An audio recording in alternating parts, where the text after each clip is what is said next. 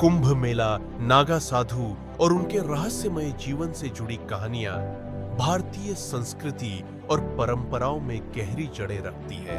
नागा साधुओं का जीवन रहस्यमय, तपस्वी और भक्ति से भरा होता है।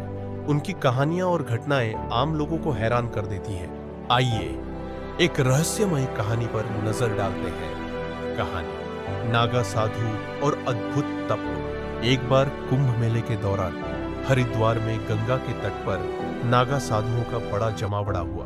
नागा साधु अपने शरीर पर भभूत राख लगाए नग्न अवस्था में पूरी श्रद्धा और भक्ति के साथ गंगा स्नान के लिए आए। उनकी उपस्थिति ने मेले को एक दिव्य और रहस्यमय आभा से भर दिया।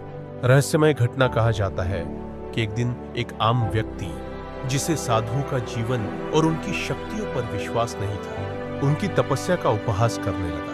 उसने एक वृद्ध नागा साधु को चुनौती देते हुए कहा, यदि तुम्हारे पास वास्तव में कोई शक्ति है तो इसे सिद्ध करो। वृद्ध नागा साधु ने मुस्कुराते हुए कहा, शक्ति तप और भक्ति से आती है, दिखावे से नहीं।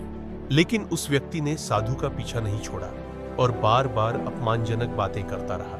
अद्भुत चमत्कार आखिरकार साधु ने गंगा के तट पर बैठकर ध्यान लगाया। कुछ ही क्षणों में वहां उपस्थित लोगों ने देखा कि गंगा का जल अचानक ऊपर उठने लगा। जल का एक बड़ा हिस्सा साधु के चारों ओर घूमने लगा, जैसे वह उनकी शक्ति को नमन कर रहा हो।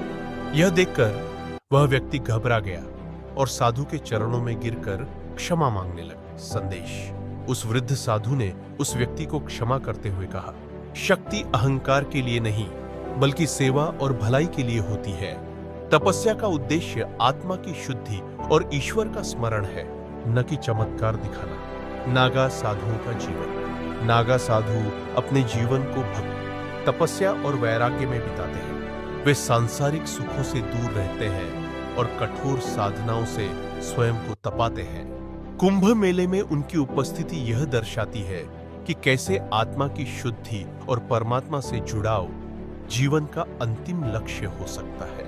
यह कहानी हमें यह सिखाती है कि सच्ची शक्ति आंतरिक तप और भक्ति में है, न कि बाहरी प्रदर्शन में।